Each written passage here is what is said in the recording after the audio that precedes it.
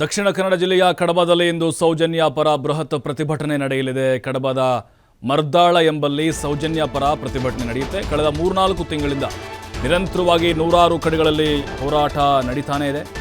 ಹಲವು ಹೋರಾಟಗಳು ನಡೆದರೂ ಕೂಡ ಸರ್ಕಾರದಿಂದ ಸ್ಪಂದನೆ ಸಿಗ್ತಾ ಇಲ್ಲ.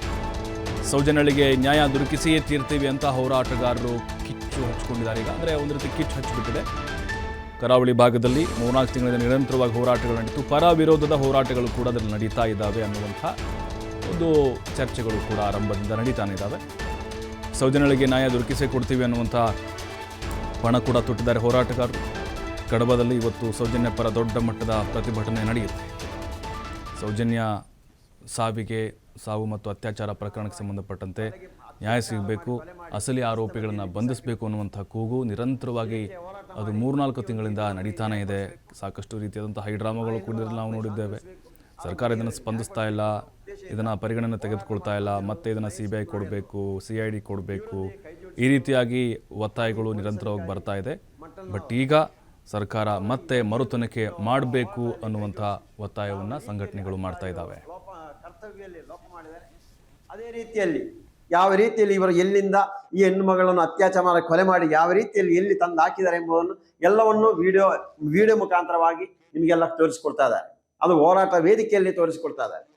ಈ ಒಂದು ಹೋರಾಟ ಇಷ್ಟು ಟೈಮ್ ಹೋರಾಟ ಮಾಡಿರುವವರಿಗೆ ಎಲ್ಲರಿಗೂ ಒಂದು ವಿನಂತಿ. ದಿನಾಂಕ 31/12/2023 ಆದಿತ್ಯವಾರ ಅಪರಾಹ್ನ 2 ಗಂಟೆಗೆ ಕಡಬ ತಾಲೂಕು ಮರ್ದಾಳ ಎಂಬಲ್ಲಿ ಮರ್ದಾಳ ಆಲ್ ಸೊಸೈಟಿ ಮುಂಭಾಗದಲ್ಲಿ ದೊಡ್ಡ ಪ್ರತಿಭಟನೆ ನಡೀತಾ ಇದೆ. ಈ ವರ್ಷದ ಕೊನೆಯ ಪ್ರತಿಭಟನೆ. ಪ್ರತಿಯೊಬ್ಬರು ಈ ಒಂದು ಹೋರಾಟಕ್ಕೆ ಕೈ ಜೋಡಿಸಬೇಕು.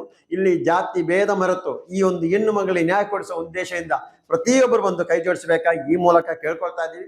ಎಲ್ಲರಿಗೂ ಗೊತ್ತಿರುವ ವಿಷಯನೇ, ಸೌಜನ್ಯ ಧರ್ಮಸ್ಥಳ ಗ್ರಾಮದಲ್ಲಿ ಪ್ರಭಾವಿ ವ್ಯಕ್ತ ಸಮುದಾಯದ ಪ್ರಭಾವಿ ವ್ಯಕ್ತಿಗಳ ಕುಟುಂಬದವರು ಸೇರಿ ಸೌಜನ್ಯ ಎಂಬ 17 ಹರೆಯದ ಹೆಣ್ಣು ಮಗಳನ್ನು ಹೀನಾಯವಾಗಿ ಅತ್ಯಾಚಾರ ಮಾಡಿ ಕೊಲೆ ಮಾಡಿ ರಸ್ತೆ ಮಧ್ಯೆಯಲ್ಲಿ ಬಿಸಾಕಿರೋದು.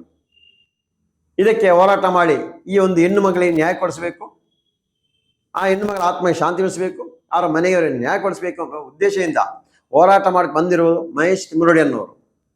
ಇವರೊಂದಿಗೆ ಕೈ ಜೋಡಿಸಿರೋರು ಮಾಜಿ ಪೊಲೀಸ್ ಅಧಿಕಾರಿ ಮಟ್ಟಲ್ನವರು. ಅವರು ಇವಾಗ ಈ ಒಂದು ಹೋರಾಟದಲ್ಲಿ ಕೈ ಜೋಡಿಸಿ ಯಾವ ರೀತಿಯಲ್ಲಿ